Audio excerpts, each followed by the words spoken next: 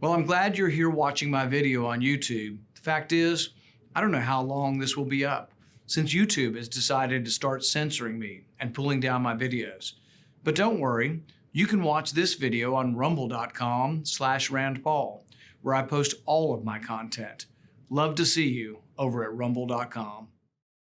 Lawmakers on Capitol Hill demanding Dr. Anthony Fauci be fired after a letter from the National Institutes of Health stated EcoHealth Alliance had violated the terms of its grant from NIH by, quote, not immediately reporting an unexpected experimental result in which mice became sicker when infected with a modified coronavirus.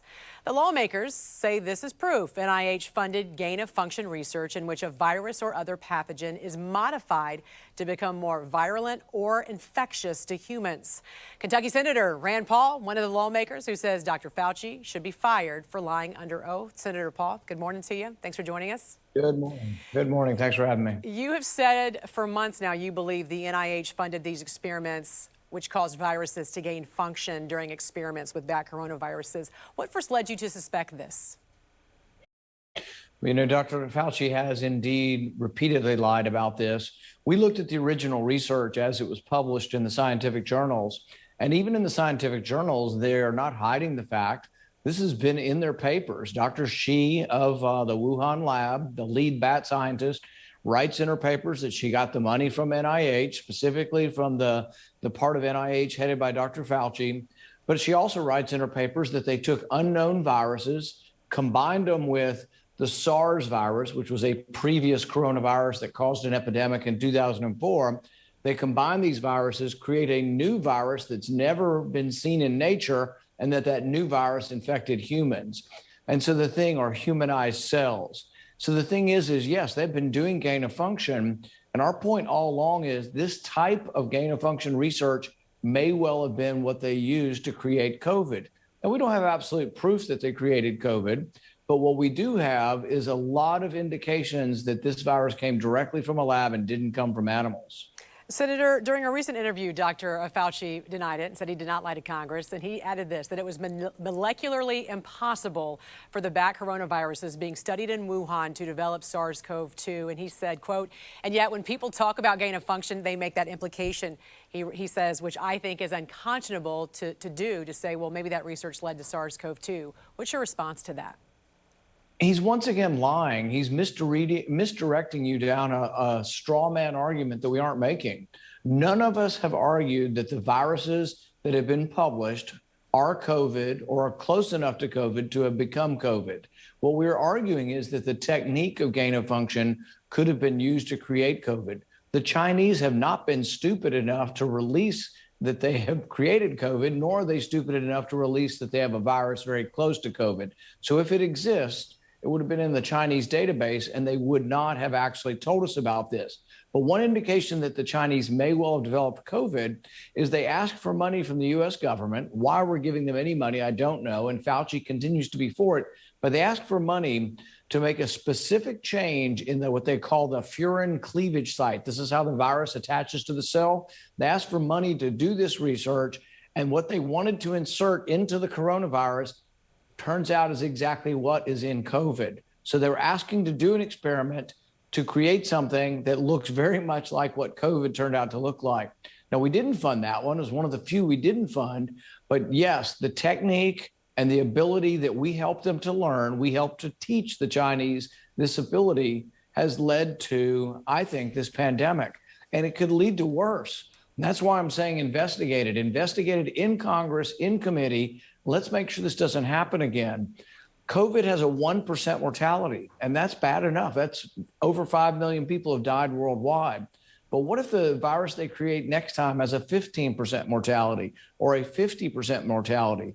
They're doing experiments with MERS, M-E-R-S, which is a coronavirus that also caused a pandemic, and that's a 50% mortality. They're merging that with unknown viruses and saying, hey, wonder what we'll get if we merge these two viruses and we create this new virus. Wonder whether it'll infect humans.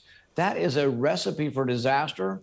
And many scientists who are nonpartisan, not Republican, not conservative, are warning that this is akin to sharing nuclear secrets with other countries that we don't trust. Sharing the secrets of how to create these viruses is a disaster for us. I don't think the Chinese are trustworthy. And this is where Fauci really goes wrong. He still wants to send them money. They're still sending money to Wuhan as we sit here. They're still funding this lab. Which is why you have called for an investigation. Attorney General Merrick Garland was asked about this very thing yesterday during the hearing.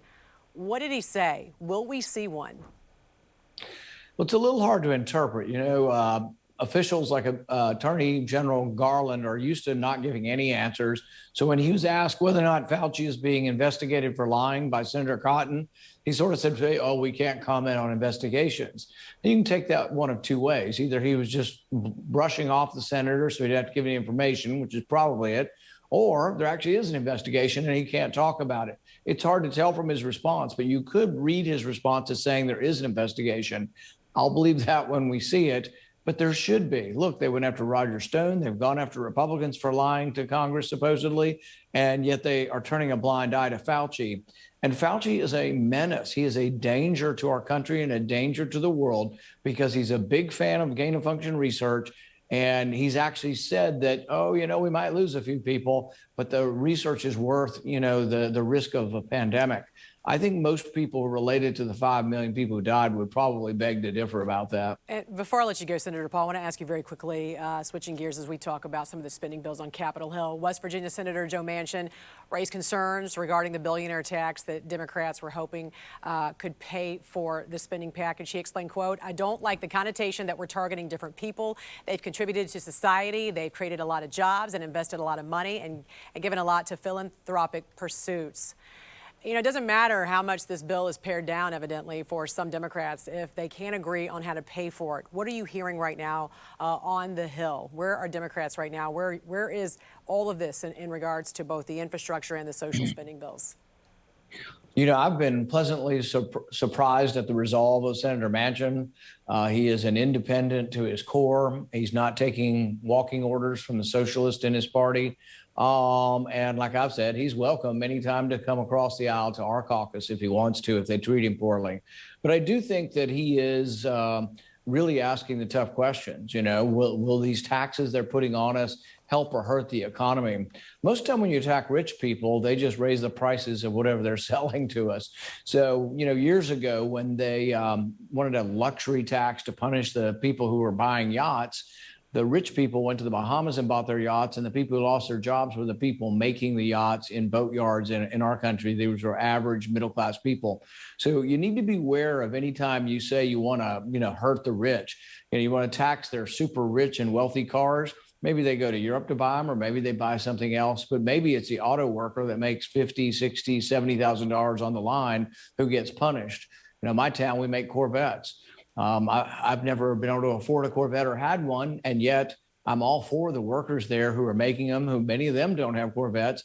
But for us to say, we want to punish rich people who buy Corvettes is a really misguided sort of class conscious, in a way, a form of Marxism that we should all reject.